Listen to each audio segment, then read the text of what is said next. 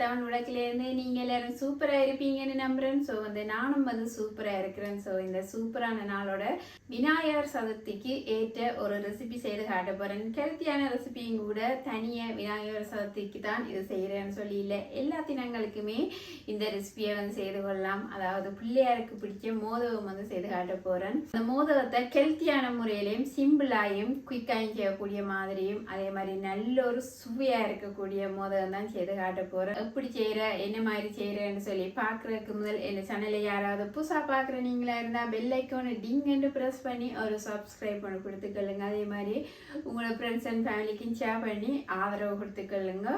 So இப்போ காணொலிக்கு போய் பார்த்துக்கொள்வோம் எப்படி இந்த சிம்பிளான மோதகத்தை நான் உங்களுக்கு செய்து காட்ட போகிறேன். இப்போ பார்த்தீங்கன்னு சொன்னால் இது வேர்க்கடலைன்னு சொல்லுவோம், இல்லையான்னு சொன்னால் கச்சானது நாங்கள் ஸ்ரீலங்காக்கள் சொல்லிக்கொள்வோம். இது 125 கிராம், இல்லையான்னு சொன்னால் ஒரு கப் போட்டுக்கொள்வேன். இப்போ இந்த கச்சானை இந்த தோல் கொஞ்சம் கலரும் வரைக்கும் வறுத்து கொள்ளணும். ஸோ இப்போ லைட்டாக அடுப்பை மீடியம் ஹீட்டில் வச்சுட்டு லைட்டாக வறுத்து எடுத்துக்கொள்வேன். இதை கொஞ்சம் வெடிச்சு கொண்டிருக்குது. கச்சானை பார்த்தீங்கன்னு சொன்னால் உடைஞ்சி பிரிஞ்சு வந்துருக்குது. ஸோ இப்போ வரப்பட்டுடுது. ஸோ இப்போ அடுப்பை டர்ன் ஆஃப் பண்ணி சொல்ல போகிறேன்.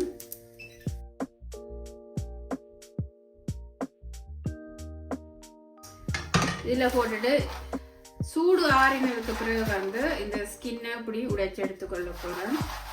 நான் கச்சான் முத்து பார்த்தீங்கன்னு சொன்னால் அந்த தோலை குடிய வர அமர்த்தி எடுத்துட்டேன். இப்போ இப்படி வச்சிருக்கிறேன். ஸோ இப்படி தட்டி எடுத்தீங்கன்னு சொன்னால் இப்படி ஸ்கின் வெளியே அரிக்கலும். ஸோ நான் எடுத்துட்டேன். இப்போ ஒரு கிரைண்டர் கப்புக்கு இதை போட்டு அரைச்சி கொரகொரப்பாக அரைச்சி எடுக்க போகிறேன். நல்ல பேஸ்ட்டாக அரைக்கிறது இல்லை, கொரகொரப்பான முறையில் அரைச்சி எடுத்துக்கொள்ள போகிறேன். இப்போ பார்த்தீங்கன்னு சொன்னால் எள்ளு போடுறேன். இது கொஞ்சம் ப்ரௌன் கலராக இருக்கிற எள்ளு தான் போட்டுக்கொள்கிறேன். அடுப்பை குறைச்சி வச்சுட்டு இப்படி பொரிய வறுத்து கொள்ளணும். இல்லை இந்த எள்ளு பார்த்தீங்கன்னு சொன்னால் 100 கிராம் இருக்குது, இல்லையன்னு சொன்னால் இப்படி 1 கப்பு எடுத்துருக்கிறேன். எள்ளு பொரிஞ்சிட்டுது, டப்பன்னு பொரிஞ்சிடும் எள்ளு. இது கொஞ்சம் வெள்ளை எள்ளு இல்லை, இது கொஞ்சம் ப்ரௌன் கலராக இருக்கிற எள்ளு எடுத்துருக்கிறேன். இதை வரப்படுத்துது பார்த்தீங்கன்னு சொன்னால் இதையும் கிரைண்ட் பண்ணி எடுத்துக்கொள்ள போகிறேன். இப்போ மோதகம் கொழுக்கட்டை செய்கிறதுக்கு மா வச்சிருக்கிறேன். இதில் பார்த்தீங்கன்னு சொன்னால் இடியப்ப மா இருக்குது. இது சிவப்பரிசி மா கலக்கப்பட்டது தான். ஸோ நீங்கள் லண்டனில் இருக்கிறீங்கன்னு சொன்னால் இடியப்ப மா கடைகளில் இருக்குது, தமிழ் கடைகளில் அதை வேண்டி செய்து கொள்ளலாம். இந்த மா 300 கிராம் இருக்குது. ஸோ இந்த மாவில் தான் கொழுக்கட்டை செய்ய போகிறேன். ஸோ இப்போ இந்த இப்படி ஒரு கப்புக்கு கொஞ்சம் உப்பு போட்டுக்கொள்கிறேன். அதாவது இந்த மாவுக்கு சுவைக்கேற்ற மாதிரி உப்பை போட்டுக்கொள்கிறேன். இப்போ கொஞ்சமாக ஆயில் விட்டுக்கொள்கிறேன். ஆயில் ஏன் விட்டுக்கொள்கிறேன்னு சொன்னால் அந்த சுடுதண்ணி விட போகிறேன் இதுக்கு இல்லை.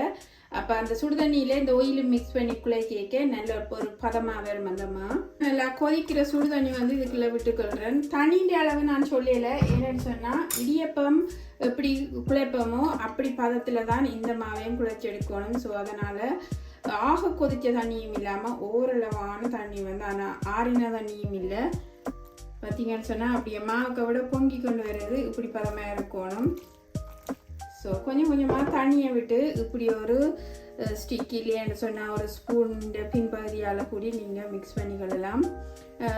தண்ணி பார்த்தீங்கன்னு சொன்னால் இப்படி இருக்குது, இப்படி அவிஞ்சு இப்படி பெருமி கொண்டு வரும் அந்தம்மா.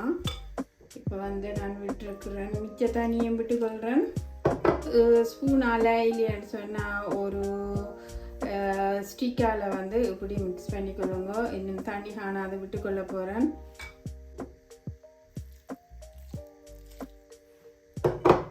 கொஞ்சம் கொஞ்சமாக தண்ணியை விட்டு மிக்ஸ் பண்ணிக்கொள்ளுங்க. அரிசி மா இது சிவப்பு அரிசி மான்னு சொல்லிக்கொள்வோம் நாங்கள் ஸ்ரீலங்காவில். ஸோ இந்த சிவப்பரிசி மா நீங்கள் குழைக்க பெருமி கொண்டு வரும். கொஞ்சம் பொலிவான ஒரு மா ஒன்று சொல்லலாம் இந்த மாவை. ஸோ அதனால் 300 கிராம் தான் எடுத்திருக்கிறேன். ஆனால் நிறைய மா வரும் கண்டிப்பாக.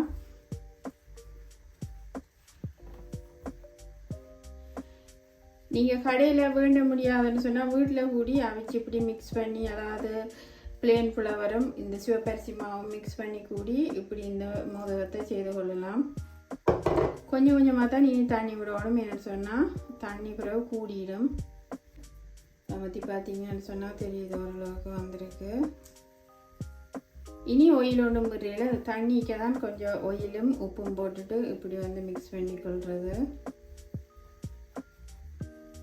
இப்போ வந்து சரியான பதமாக இருக்குது. இப்போ மாவை என்ன செய்ய போகிறேன்னு சொன்னால் இப்படியே வச்சு மூடிக்கொள்ள போகிறேன் ஒரு 5 மினிட்ஸுக்கு. இப்படி வந்து மாவை வந்து மூடி வச்சுக்கொள்வோம். மாஞ்சு கொள்ளட்டும். இப்போ வந்து உள்ளுடன் எப்படி செய்கிறேன்னு பார்த்துக்கொள்வோம் அந்த மோதகத்துக்கு.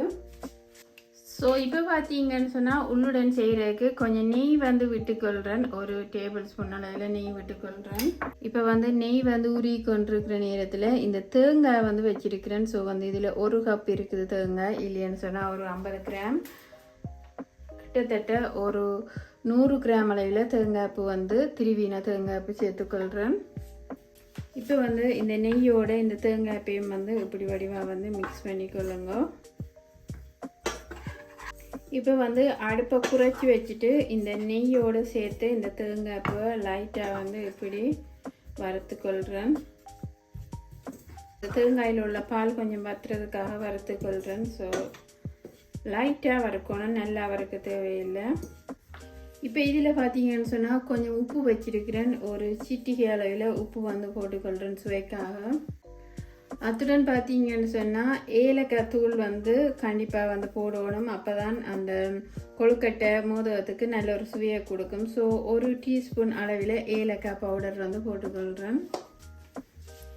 இப்போ வந்து வடிவாக வந்து இப்படி மிக்ஸ் பண்ணி வறுத்துக்கொள்ளுங்க.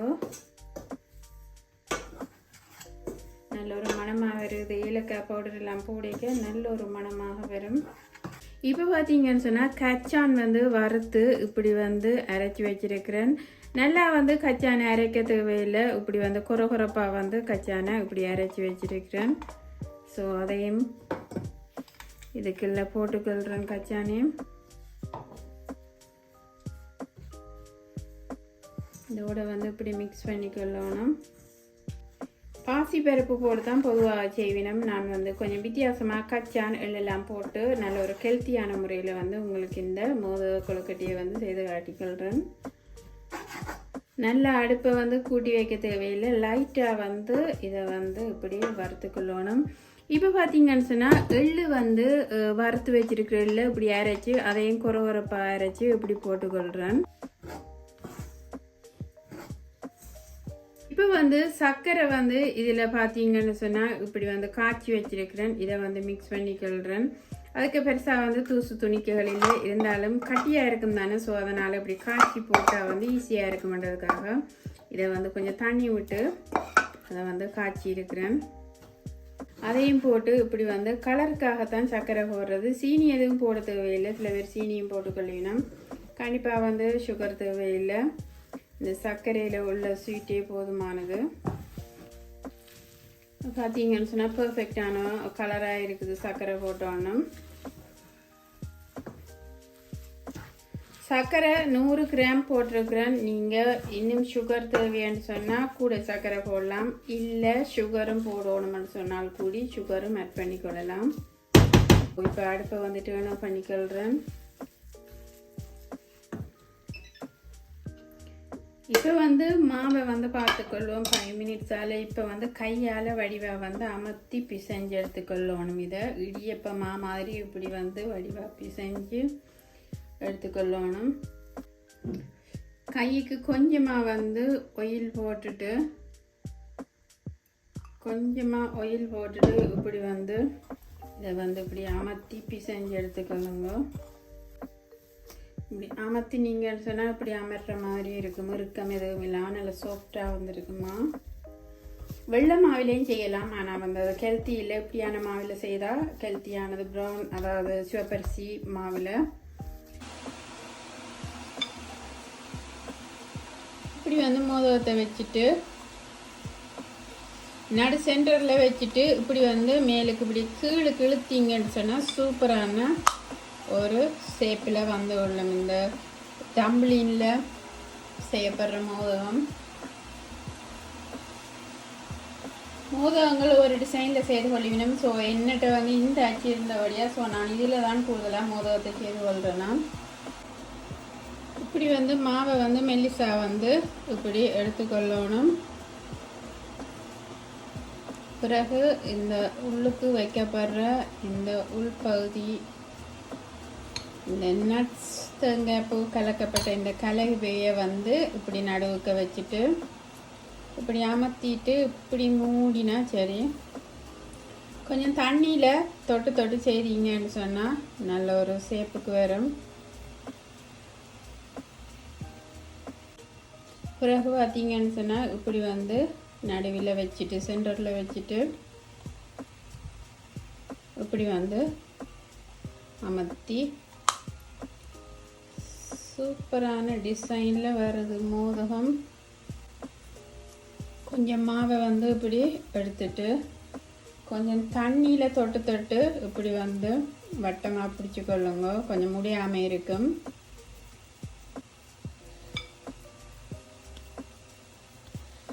இப்படி வந்து பிடிச்சி கொள்ளுங்க ஒரு அரை ரவுண்டு ஷேப்பில். இப்போ உள்ளுக்கு இந்த நட்ஸ் கலவையை வந்து வச்சுக்கொள்ளணும். பிறகு வந்து இதை வந்து இப்படி க்ளோஸ் பண்ணி சீல் பண்ணிக்கொள்ளணும்.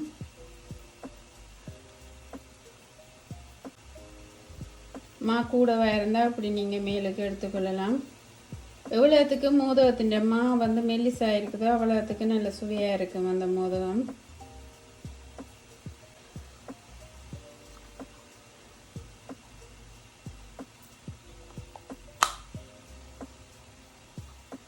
பார்த்தீங்கன்னு சொன்னால் உடையாமல் கொள்ளாமல் அப்படியே வேறு வந்தாச்சுல. இப்போ பார்த்தீங்கன்னு சொன்னால் இட்லி தட்டு வந்து வச்சிருக்கிறேன் இதில். அதாவது இட்லி பானை கொதிச்சு கொண்டிருக்குது.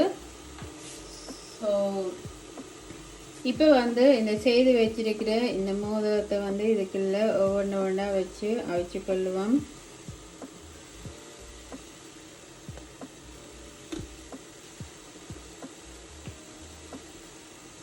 இப்போ வந்து ஒரு 3 நிமிடம் மூடி வந்து அவிச்சு கொள்ள போகிறேன்.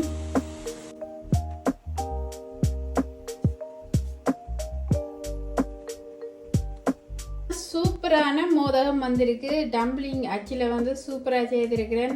உள்ளுக்க வந்து நல்ல ஒரு ஹெல்த்தியான இன்க்ரீடியன்ஸ் போட்டு செய்யப்பட்டிருக்கு. ஸோ நீங்களும் ட்ரை பண்ணி பார்த்துக்கொள்ளுங்க வீட்டில். இப்போ வந்து மோதகத்தை நான் உங்களுக்கு உடைச்சி காட்ட போகிறேன். மோதகங்கள் இந்த ஷேப்பை பார்த்தீங்கன்னு சொன்னால் பூசணிக்காய் பம்கின் மாதிரி இருக்குது. எந்த விதமான அதாவது உடைவுகள் நெளிவு சுழிவு எதுவும் இல்லாமல் சூப்பராக வந்திருக்கு. பார்த்தீங்களா? அதாவது எல்லா மோதகமுமே வந்து உடையாமல் வந்திருக்கு சூப்பராக. அதாவது மோதகத்தின் மாத்தான் மோதகத்துக்கு முதல் வந்து நல்ல ஒரு சாஃப்ட்னஸை கொடுக்குறது. பார்த்தீங்கன்னு சொன்னால் உள்ளுக்கு எப்படி இருக்குதுன்னு சொல்லி சும்மா கச்சான் எல்லாம் இப்படி கடிச்சு சாப்பிட சூப்பராக இருக்கும். கலரை பார்த்தீங்கன்னு சொன்னால் உள்ளான் கலர் சாக்லேட் மாதிரி இருக்குது. நட்ஸ் போடப்பட்டு ஹெல்த்தியான மோதகம். பொதுவாக வந்து ஸ்ரீலங்கா நாட்கள் வந்து சிவப்பரிசி மாத்தான் நாங்கள் மோதகத்துக்கு பாவிச்சு கொள்ளுவோம். வெள்ளை அரிசிமா எடுத்துக்கொள்றதில்லை. அப்பப்போ சில வேலையில் வீட்டு தேவைகளுக்கு எடுத்துக்கொள்வோம். ஆனால் கூடுதலாக ஸ்ரீலங்கன் தமிழாக்கள் வந்து சிவப்பரிசி மாவில் தான் மோதகம் செய்து கொள்வது. நல்ல சாஃப்டாக வந்துருக்கு. உங்களுக்கு பார்க்கவே தெரியும். இந்த மா வந்து நல்ல சாஃப்டாக இருக்குது. அமேசிங்காக இருக்குது மோதகம். பார்த்தீங்கன்னு சொன்னால் சூப்பரான முறையில் வந்து மோதகம் செய்து காட்டி இருக்கிறேன். விநாயகர் சதுர்த்தி இல்லைன்னு சொன்னால் உங்களோட வீட்டில் ஏதாவது விசேஷங்கள் நடக்கும் பொழுது இப்படி வந்து நீங்கள் நல்ல பியூட்டிஃபுல்லான ஒரு மோதகத்தை செய்து கொள்ளலாம். அதாவது பார்த்தீங்கன்னு சொன்னால் பார்க்க பூசணிக்காய் மாதிரி இருக்குது. ஸோ அப்படி ஒரு ஷேப்பில் இருக்குது. நல்ல வடிவாக இருக்குது. எந்த விதமான உடைவுகள் எதுவுமே இல்லாமல் அப்படியே சூப்பராக வந்திருக்கு. ஸோ அதாவது டம்ப்ளிங் அச்சில் வந்து போட்டு இந்த மோதகத்தை செய்திருக்கிறேன். ஸோ இந்த அச்சு வந்து நான் அமேசானில் வந்து வேண்டியிருந்தேன்னா ஸோ வந்து மோதகத்தை கையாலையும் பிடிச்சி கொள்ளலாம். ஆனால் அந்த உள்ளுக்கு போடப்பட்ட உள்ளுடன் கொஞ்சம் வித்தியாசமான சுவையில் இருக்கும். வித்தியாசமான நல்ல ஒரு சுவையில் இருக்கக்கூடியது. கொஞ்சம் பொதுவாக வந்து பாசி பருப்பில் தான் செய்து கொள்வோம். இது வந்து கச்சான எள்ளு போடப்பட்டு செய்கிறபடியா நல்ல சுவையில் இருக்குது. ஸோ அதே மாதிரி இந்த மோதகம் எப்படி இருக்கு என்ன மாதிரி இருக்குன்னு சொல்லி கமெண்ட் பாக்ஸுக்கு கமெண்ட் போட்டுக்கொள்ளுங்க. புதுசாக யாராவது பார்க்குற நீங்களா இருந்தால் பெல் ஐக்கானை டிங்கு ப்ரெஸ் பண்ணி ஒரு சப்ஸ்கிரைப் கொடுத்து ஆதரவு கொடுத்துக்கொள்ளுங்க. அதே மாதிரி உங்களோட ஃப்ரெண்ட்ஸ் அண்ட் ஃபேமிலிக்கு ஷேர் பண்ணி இந்த வீடியோவுக்கு ஆதரவு கொடுத்துக்கொள்ளுங்க. ஸோ இன்னும் ஒரு சூப்பரான ரெசிபியோட நான் உங்களை சந்திக்கிறேன். தேங்க்ஸ் ஃபார் வாட்சிங். பாய்.